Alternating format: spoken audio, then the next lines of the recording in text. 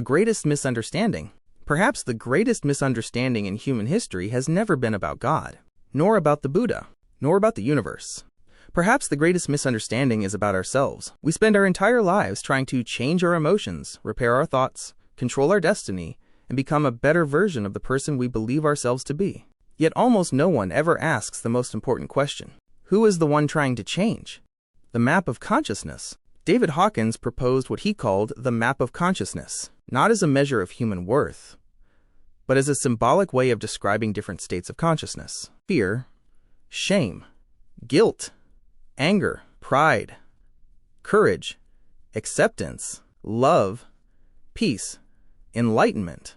Each state represents a different way through which consciousness experiences reality. At lower states, awareness feels contracted, separated, isolated, threatened. Life becomes a struggle between me and everything else. At higher states, that separation begins to dissolve. Love no longer feels like an emotion. It becomes the natural fragrance of being itself. But perhaps there is something even more important than moving upward through these states. The real question most people ask, how do I become more peaceful? How do I raise my vibration? How do I heal? But the awakened ones asked a completely different question. Who is experiencing all these states? You are not the voice inside your mind. The greatest illusion is believing that you are the voice inside your head. The endless thinking, the judging, the comparing, the remembering, the worrying, the planning. But if you can hear that voice, who is listening? If you can observe your thoughts, you cannot be your thoughts. The voice changes every second. Sometimes joyful, sometimes fearful, sometimes angry, sometimes silent. Yet something has never changed. The silent awareness that notices every single thought. It was present before your first memory. It remained through every experience. And it is here now, reading these very words. You are not the voice. You are the awareness that has always been listening. That is why every awakened tradition points toward the same discovery. Not another belief, not another philosophy, but a direct recognition. You are not the content of consciousness. You are consciousness itself, the observer. Once this is seen, everything begins to change. Not because life changes, but because the one who experiences life is finally recognized. Thoughts become objects. Emotions become objects. Sensations become objects. Even the ego becomes an object appearing inside awareness. And awareness itself remains untouched, still, silent, present.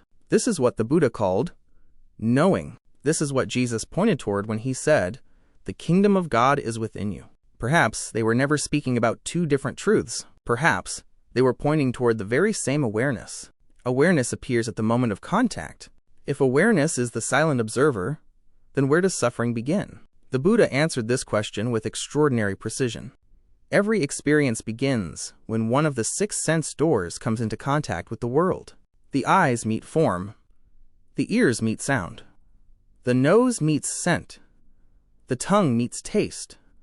The body meets sensation. The mind meets thought. This simple contact is neither good nor bad. It is simply life unfolding. But almost instantly, something else appears. Feeling, pleasure, discomfort, neutrality. And if awareness is absent, the ancient movement begins. Grasping, rejecting, becoming. The entire machinery of suffering starts to move before we even notice it. This is why mindfulness is not merely a practice. It is the sacred space where freedom first becomes possible. Between contact and reaction, there is a silent opening. A single moment where consciousness can remember itself. When that moment is seen, karma is no longer unconscious. Choice becomes possible, not because reality changes, but because the observer is finally awake. The birth of karma. Once contact is clearly seen, another profound discovery appears. Karma does not begin with action. It begins long before action. A single thought, a single intention, a single unconscious reaction.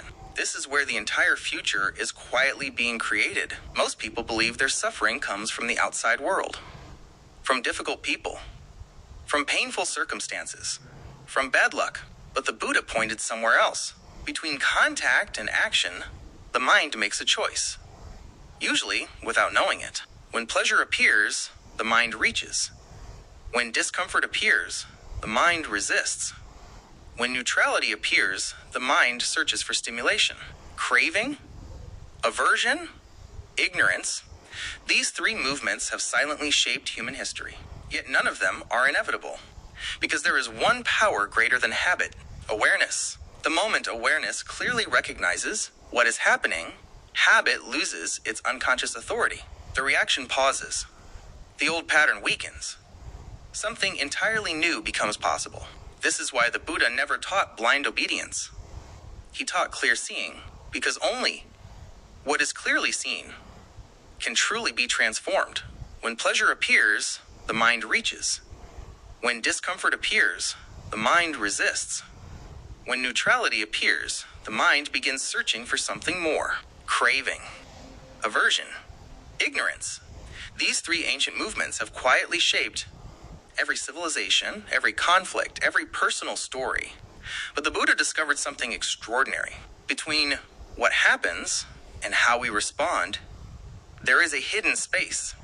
A space so subtle that most people live their entire lives without ever noticing it. The Buddha called it mindfulness, not concentration, not suppression, not control, but a clear, careful, living awareness that watches without immediately reacting. This is why the Buddha praised carefulness above almost every other virtue. Because careful awareness is the first interruption in the chain of dependent origination. Contact, feeling, craving, clinging, becoming, suffering. The chain appears inevitable until awareness enters the moment. The instant awareness fully sees a feeling arising, craving loses its automatic power. The old pattern hesitates. Habit no longer rules. Freedom quietly enters the system. This is the true transformation of karma, not changing the past, but ending the unconscious future before it is created. For the first time, life is no longer driven by conditioning.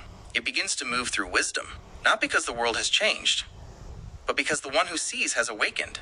Healing begins when resistance ends. For thousands of years, humanity has searched for ways to heal the body. Medicines, techniques, therapies, rituals, and many of them have brought great benefit. But perhaps the deepest healing does not begin with the body. Perhaps it begins the moment the mind stops fighting what already is. The body has extraordinary intelligence. Every wound knows how to close. Every bone knows how to rebuild. Every cell knows how to renew itself. Long before we understood biology, life already knew how to heal. So why does suffering remain?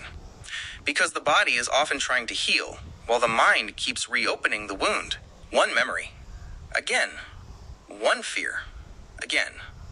One resentment. Again. The event ended years ago.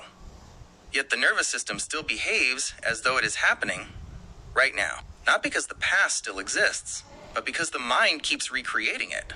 Awareness does not erase the past. Awareness simply ends our unconscious participation in recreating it. And when resistance ends, the body no longer wastes its energy fighting imaginary dangers. Breathing becomes deeper. The heart becomes softer. The muscles begin to release. The immune system works without interruption. This is not a miracle. It is simply what the body has always wanted to do. Healing is not something we manufacture. Healing is what naturally happens when conflict comes to an end. Perhaps God never needed to repair the human body. Perhaps He only waits for the mind to become still enough to allow life to do what it has always known. The observer and reality. Modern physics offers a fascinating image. Not a proof, not a doctrine, simply a metaphor. In the quantum world, observation plays a remarkable role in how certain phenomena are described. Whether we fully understand its meaning or not, it invites a profound question. What happens when awareness enters experience? Imagine walking through life completely asleep. Every word becomes personal. Every criticism becomes an attack. Every disappointment becomes another wound. Now imagine the same moment, seen with complete awareness. The event is still there. The words are still spoken. The feeling still arises. But something fundamental has changed. You are no longer inside the experience. You are aware of the experience. That single shift changes everything. Awareness does not erase what is happening. It changes our relationship to what is happening. And sometimes, that is the only miracle life has ever needed. Perhaps reality has never asked us to control it. Perhaps it has only asked us to witness it completely. Because the deepest freedom is not found in changing every circumstance. It is found in discovering the one that no circumstance has ever been able to change. Why seeing is the highest action. People often believe that transformation requires effort, more discipline, more control, more techniques, more spiritual practices. But perhaps true transformation begins before any action. It begins the moment we truly see. When anger appears, most people immediately react. Some express it. Others suppress it. Both remain inside the same prison. Awareness chooses a different way. It simply sees. Without judgment. Without resistance. Without becoming the anger itself. The moment anger is completely seen, something extraordinary happens. The one who was identified with anger disappears. Only awareness remains. And what remains cannot suffer in the same way. Seeing is therefore not passive. It is the deepest action possible. Because clear seeing changes the very structure of consciousness, not by force, but by truth. Darkness never leaves because we fight it. Darkness disappears the instant light appears. In exactly the same way, ignorance does not end through struggle. It ends through seeing. Perhaps this is why the Buddha never promised salvation through belief. He pointed again and again toward direct knowing, because reality does not need to be changed. It only needs to be seen. The energy was never the problem. Perhaps we have misunderstood energy itself. We spend our lives trying to eliminate fear, anger, sadness, desire, as though they were enemies. But energy is never the enemy. Energy is simply movement. Fear is energy. Love is energy. Anger is energy. Peace is energy. What transforms one into another is not force. It is awareness. Imagine sunlight passing through a prism. The light itself has never changed. Only the way it is expressed. Human consciousness is no different. When awareness is forgotten, the same life force appears as fear. When awareness returns, that very same force becomes clarity, compassion, wisdom. Nothing new is added. Nothing old is destroyed. Only illusion falls away. Perhaps God has never been sending us more energy. Perhaps God has always been inviting us to remember what the energy truly is. The Tathagata pointed to the same mystery. Nothing needs to be created. Nothing needs to become perfect. Reality is already complete. Only ignorance covers it. Like clouds covering the sun, the clouds do not diminish the light. They only hide it. And the moment they pass, we realize the sun never disappeared. Maybe awakening is exactly like that. We do not become something greater. We simply stop mistaking ourselves for the clouds. When awareness becomes completely present, something extraordinary happens. The energy itself does not disappear. Only its form begins to change. Fear becomes understanding. Anger becomes clarity. Grief becomes compassion. Desire becomes creative life. Nothing is rejected. Nothing is suppressed. Nothing is forced to become something else. Because awareness does not fight experience. It illuminates it. And whatever is fully illuminated naturally transforms. This is why the Buddha never taught the destruction of the mind. He taught understanding. This is why Jesus never asked people to hate themselves. He invited them to awaken to the kingdom already within. Perhaps God does not transform energy by changing what we feel. Perhaps God transforms energy by awakening the one who is aware of what is being felt. The emotion is not the problem. The thought is not the problem. The body is not the problem. The only suffering comes when awareness forgets itself and believes it has become the emotion, the thought, the body, the story. But the moment awareness remembers, everything returns to its natural order. Not because the world has become peaceful, but because the war inside has finally ended. The end of separation. Perhaps this is what every great spiritual tradition has been trying to reveal. Not a new religion, not another belief, but the end of separation. The ego survives by division. Me and you. Success and failure. Gain and loss. Life and death. Every label creates another boundary. Every boundary creates another fear. But awareness awareness creates none. Awareness does not divide. It simply sees. Like the sky receiving every cloud, awareness welcomes every experience without becoming any of them. This is why true compassion does not need to be manufactured. The moment the illusion of separation begins to dissolve, love appears by itself. Not because we have learned how to love, but because there is no longer anyone left to defend. Perhaps this is the deepest meaning of enlightenment. Not becoming someone extraordinary, but finally remembering that we were never separate from life itself. The river never fought to reach the ocean. It only stopped resisting its own nature. And perhaps the journey home has always been exactly the same. Beyond changing ourselves, perhaps this is where the greatest paradox appears. For centuries, humanity has believed that spiritual growth means becoming someone better, a better person, a purer person, a holier person, a more enlightened person. Yet every attempt to become someone else quietly assumes one thing, that who you are right now is incomplete. The ego loves this idea because it survives through endless improvement. There is always another level, another achievement, another awakening, another identity to acquire. But awareness seeks none of these. Awareness does not become. Awareness simply is. The sky never struggles to become more spacious. The ocean never practices becoming more wet. The sun never trains to become more radiant. Their nature is already complete. Perhaps our deepest nature is no different. What if nothing essential is missing? What if everything we seek is hidden, not behind another experience, but behind the ending of our constant search? Then the journey changes completely. No longer a climb toward perfection, but a return to simplicity. No longer collecting more knowledge, but releasing everything that obscures clear seeing. Perhaps awakening is not the creation of a new self. It is the quiet recognition that the self we have been trying to improve was never our deepest identity at all. The silence that was always here. There is something strangely beautiful about silence. Not the silence that exists when there is no sound, but the silence that remains even while the world continues to speak. The mind may still produce thoughts. The body may still feel pain. Life may still rise and fall. Yet beneath every movement, something has never moved. A quiet presence, not created through meditation, not earned through discipline, not given by any teacher. It has always been here, like the screen behind every image, like the space holding every star, like the ocean beneath every wave. We spend years trying to calm the waves, yet the ocean has never been disturbed. Perhaps peace is not something we achieve. Perhaps peace is what remains when we stop mistaking ourselves for the waves. The search comes to an end not because every question has been answered, but because the one asking the questions has finally come home.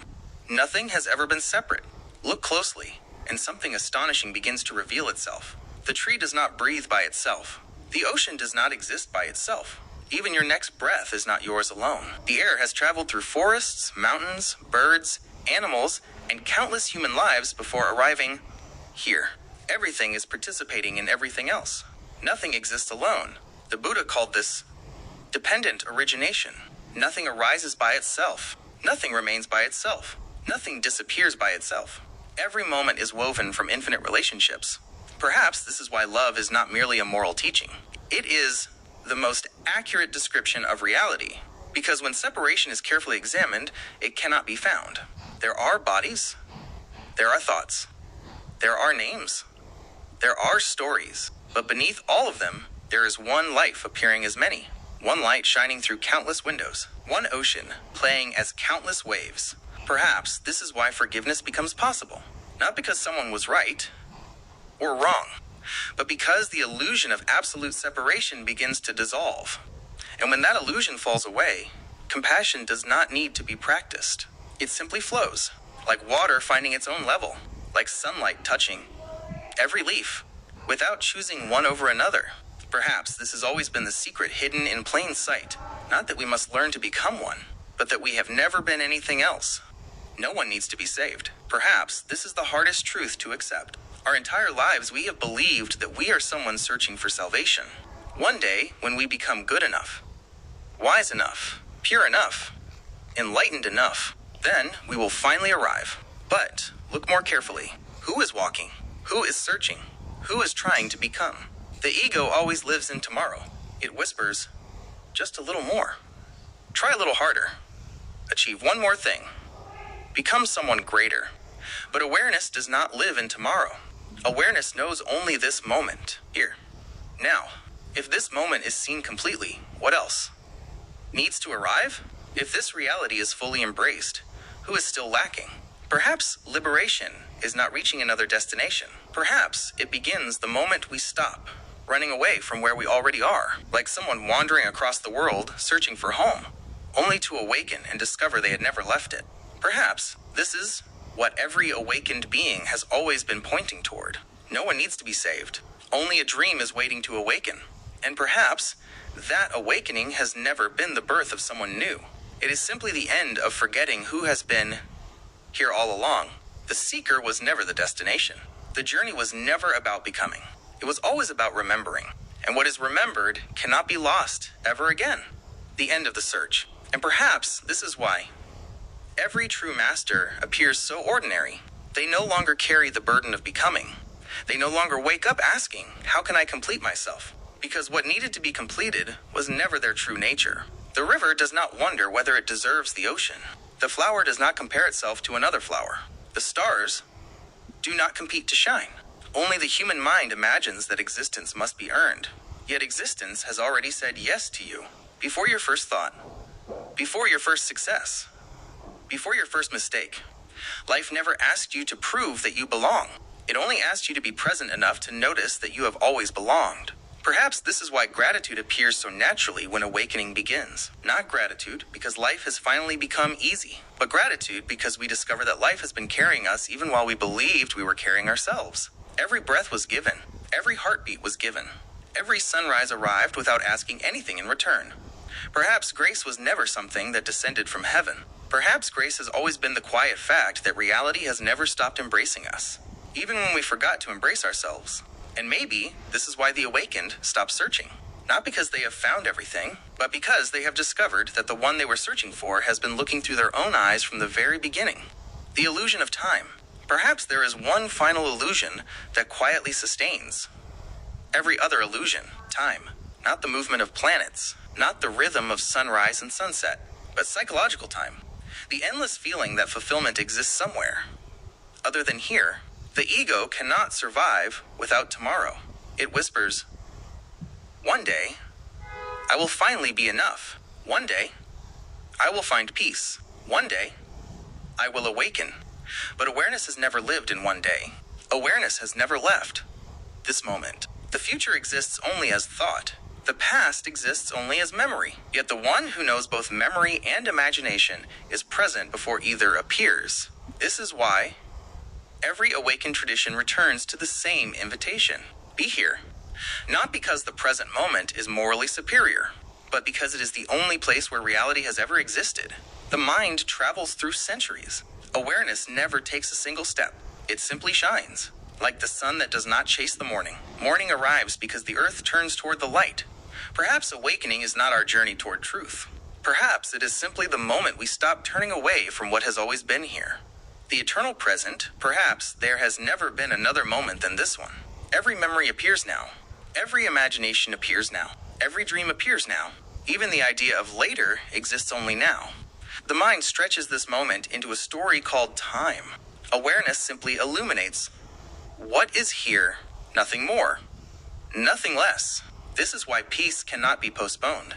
Truth cannot be postponed. Love cannot be postponed. Because reality has never postponed itself. It has only waited patiently for us to stop leaving the place where it has always been. Perhaps every spiritual path has only one purpose, not to give us a new destination, but to dissolve the illusion that we were ever separate from the one who has been living this life all along. When that illusion falls away, nothing extraordinary appears. The trees are still trees. The sky is still the sky. The wind still moves through the leaves. But everything is seen for the first time, not through memory, not through judgment, not through fear, simply as it is. And perhaps this is the greatest miracle. Not that reality becomes sacred, but that we finally see it always was. The world has never been the problem. Perhaps, for the very first time, we begin to understand why the awakened never tried to escape the world. The problem was never the world. The problem was the way the mind looked at the world. The same rain falls upon everyone. One person calls it a blessing. Another calls it a burden. The rain never changed. Only perception did. The same words can become an insult or an invitation to awaken. The same loss can become despair or the doorway to freedom. Reality is constantly offering itself. The mind keeps translating. Awareness simply sees. And in that seeing, something extraordinary happens. The translator grows quiet. For the first time, life is no longer filtered through fear, through memory, through expectation. It is encountered directly, fresh, alive, whole. Perhaps this is what innocence really means. Not ignorance, not forgetting, but seeing without the burden of yesterday, seeing without demanding tomorrow, meeting this moment as though the universe were revealing itself for the very first time. And perhaps it truly is, because every moment has never existed before and never will again. To awaken is not to leave the ordinary. It is to discover that the ordinary has always been the doorway to the infinite, the sacred hidden in the ordinary. Perhaps we have searched for miracles in the wrong places. We searched for heaven beyond the clouds, for enlightenment beyond the mountains, for God beyond the universe. Yet all along, the infinite has been whispering through the ordinary. A cup of tea warming your hands, the laughter of a child, the sound of rain against the window, a single leaf floating to the ground. Nothing asks to be extraordinary. Everything simply expresses what it is. The flower does not bloom to impress. The bird does not sing to be admired. The river does not flow to prove its worth. Only the human mind imagines that existence must become something greater. But reality has never hurried. It has never compared. It has never doubted itself. Perhaps wisdom is not learning to escape the ordinary. It is learning to see that the ordinary has always been wearing the face of the eternal. When this is finally seen, there is no longer a division between the sacred and the secular. Every breath becomes a prayer. Every step becomes a pilgrimage. Every encounter becomes a meeting with the same living presence. And perhaps this is why the awakened can smile without a reason. Not because life has become perfect, but because they have discovered that perfection was never the absence of imperfection. Perfection was the wholeness that quietly embraced every imperfect moment from the very beginning, when even the observer disappears. And then, something even more mysterious begins to happen. At first, we discover that we are not our thoughts. Then, we realize we are not our emotions. And slowly, we begin to recognize ourselves as the observer. That discovery opens an immense freedom. But perhaps, the journey does not end there. One day, in profound silence, another question quietly arises. Who is observing? If the observer can also be noticed, can it truly be the final truth? Or is even the observer another subtle idea of me? And then, without effort, without seeking, without trying to answer, something unexpected takes place. The boundary between the observer and the observed simply falls away. There is no inside, no outside, no subject, no object, only knowing itself, pure, limitless, without an owner, without a beginning, without an end, without a name. Perhaps this is what every awakened one has tried to describe through different words. Nirvana, the kingdom of God, the Tao, emptiness, pure awareness. Yet every name stops at the threshold, because what is real cannot be captured by language. It can only be lived here, now, within this very breath, within this simple, silent, self-luminous presence that neither adds nor removes anything from what already is. And perhaps this is the final paradox. Awakening does not reveal someone who has awakened. It reveals that there was never a separate someone to awaken at all. There was only awareness, dreaming that it was a person. And now, the dream has begun to remember the dreamer, living as awareness. And now, a new question naturally appears. If there is no separate self, then how do we live? Do we stop working? Stop loving? Stop creating? Stop caring? No. Quite the opposite. For the first time, life is no longer a burden to carry. It becomes a dance to participate in. The body still walks. The mind still thinks. The heart still feels. But none of them need to become an identity. Thoughts continue to appear, but they are no longer a prison. Emotions continue to arise, but they are no longer a master. The world continues to change, but awareness remains unchanged. Like the sky that never resists the passing clouds, Like the ocean that never fears its own waves, awareness allows everything to come, everything to stay, for a while, everything to leave, without losing itself for even a single moment. Perhaps this is true freedom, not freedom from life, but freedom within life, not escaping the world, but seeing that nothing in the world can imprison what you truly are. Then, compassion appears without effort, because you no longer meet other people. You meet yourself wearing different faces. Their joy is not separate from yours. Their fear is not separate from yours. Their longing is not separate from yours. The walls that once divided begin to disappear. Love is no longer something you do. It becomes what remains when separation comes to an end. Perhaps this has always been the quiet purpose of human life. Not to become greater, not to possess more, not even to become enlightened, but simply to remember what has never been forgotten by reality itself. To live as the light that has always been shining through every eye, every heart, every breath, since the beginning of time. The universe looking at itself, perhaps, this has always been the deepest mystery. The universe did not create consciousness. Consciousness appeared as the universe became capable of knowing itself. The stars became your bones. Ancient oceans flowed into your blood. The breath of forests became your lungs. Everything that ever existed is quietly meeting itself here. When you look at the night sky, the universe is looking back through your eyes. When you listen to the wind, existence is hearing its own song. When love arises, it is not one person loving another. It is life recognizing itself behind two different faces. Perhaps this is why the sages spoke so gently. Because once this is seen, there is no one left to defeat. No one left to envy. No one left to become. Only life, discovering its own infinite beauty again and again through every being. And perhaps that is why every awakening is also an act of remembrance. Not remembering something that happened long ago, but remembering what has never stopped being true. That beneath every name, every story, every religion, every culture, every lifetime, there has only ever been one light, appearing as many, speaking through countless voices, dreaming countless dreams, until one day it smiles and recognizes itself everywhere. Why we came here. And perhaps one final question still remains. If all of this is one, why did the one appear as many? Why birth? Why death? Why forgetting? Why suffering? Why this long journey through countless lives? Perhaps because love cannot know itself in stillness alone. Light cannot experience its own radiance without something to illuminate. Music cannot be heard without silence. And awareness cannot taste its own infinite nature without appearing as every possible life. Perhaps this universe was never a mistake, never a punishment, never a prison. Perhaps it has always been a sacred exploration. The infinite discovering its own infinity through limitation. The eternal playing with time. The formless dancing as form. The one appearing as billions, only to experience the joy of recognizing itself again. Perhaps this is why every human heart carries a longing that nothing in the world can satisfy. Because that longing was never for more possessions, more success, more knowledge. It was always the quiet call to return to what has never been absent. Not to return to another place, but to return to seeing, to return to presence, to return to the simple miracle of being.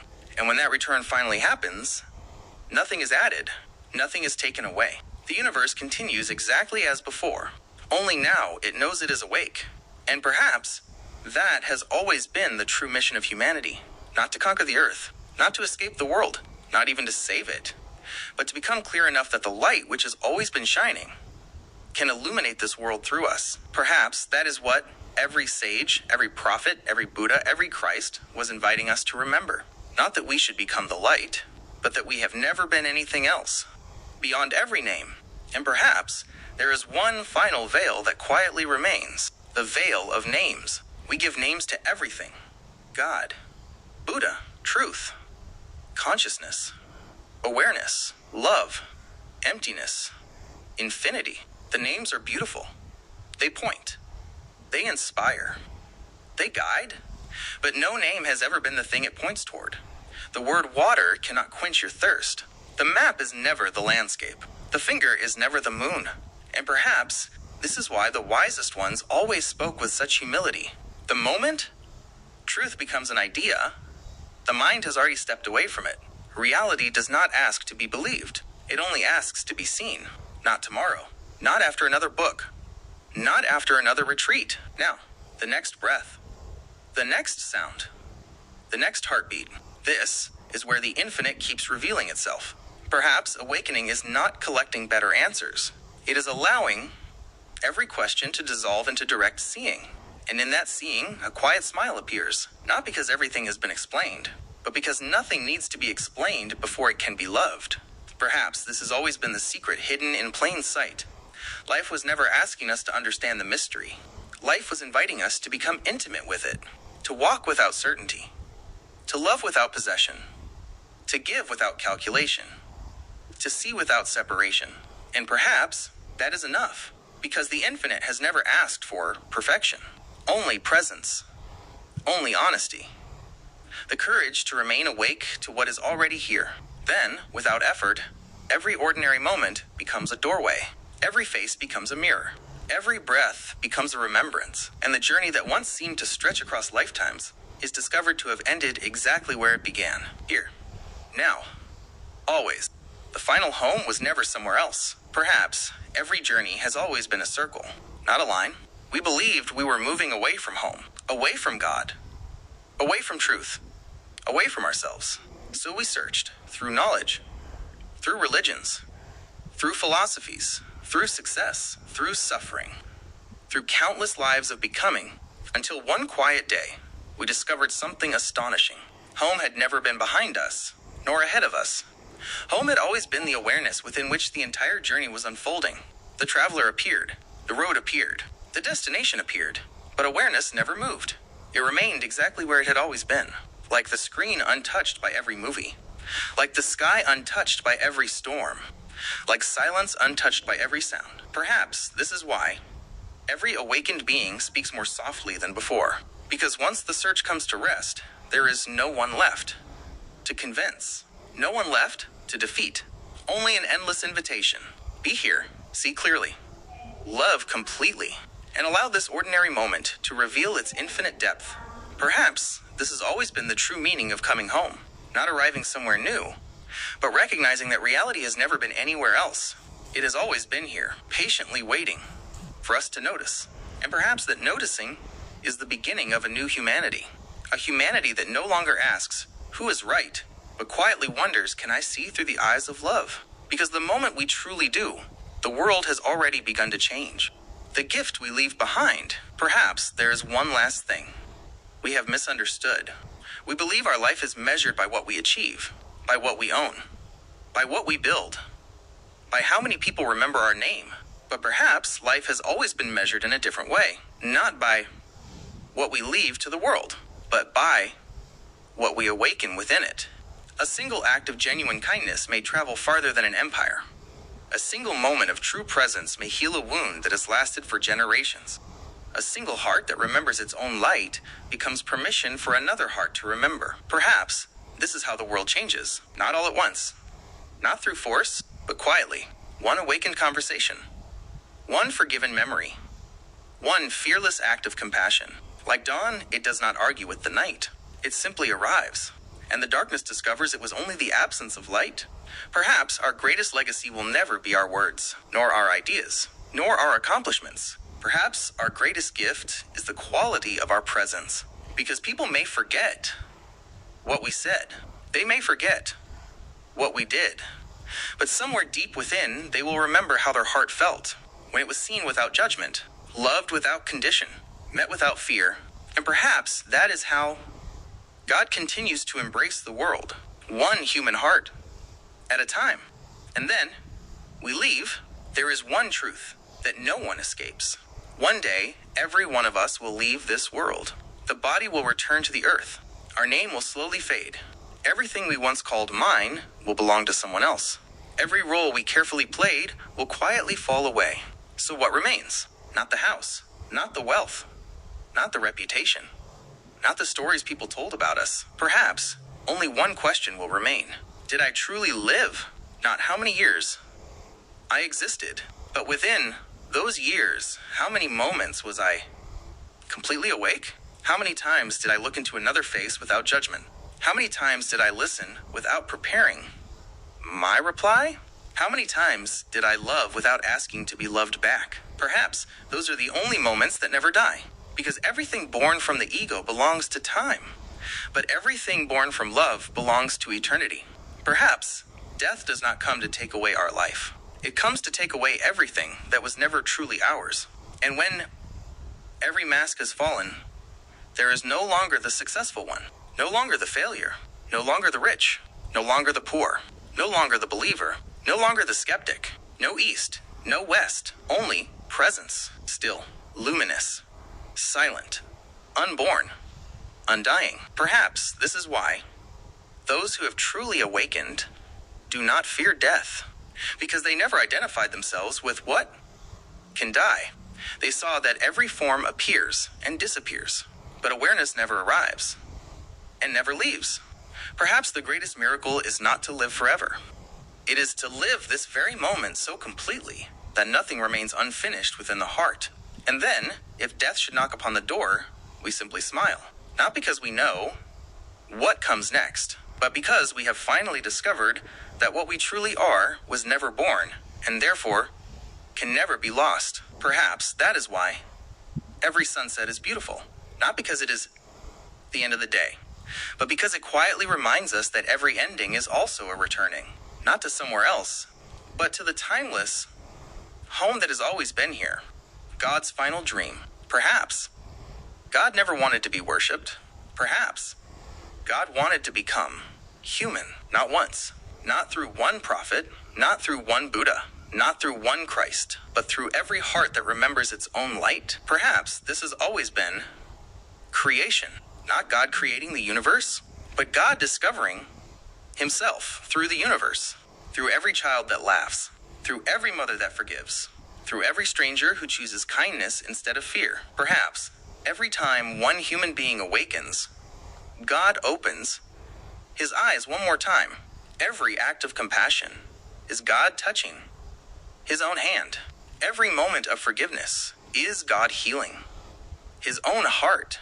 Every moment of silence is God remembering his own face.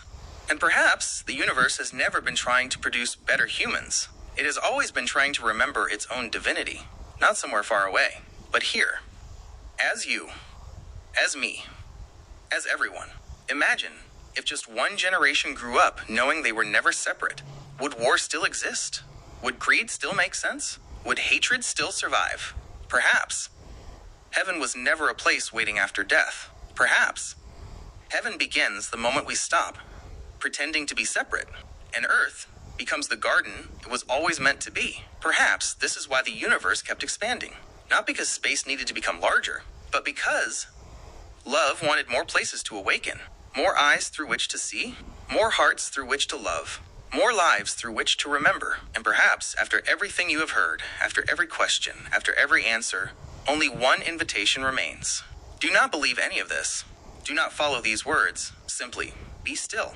For one moment, listen, not to me, not to your thoughts, but to the silence that has been waiting behind every sound since before you were born. If you hear it, even for a second, you will understand why every Buddha smiled, why every saint loved, why every mystic became silent, because the one you spent your whole life searching for has been reading these words through your eyes. Chum chum chum, welcome home. The last whisper. Perhaps before we say goodbye, there is only one last thing that remains to be said. Not by a prophet, not by a Buddha, not by a teacher, but by the silence that has always been speaking through them all. Chum chum chum, my beloved, you have searched for me across the stars. You built temples for me. You wrote scriptures about me. You argued over my name. You even went to war because of me. All the while, I never left your breath. I never left your heartbeat. I never left the quiet space between two thoughts. You searched for my voice in thunder, yet I was the silence that heard the thunder. You searched for my face in heaven, yet I was the awareness looking through your eyes. Every time you loved without asking for anything, that was me. Every time you forgave when revenge seemed easier, that was me. Every time you sat quietly with another soul and allowed them to be exactly as they were, that was me. I have never been far away. Distance belongs to the body. Time belongs to the mind. But love has never known either. Do not be afraid of your darkness.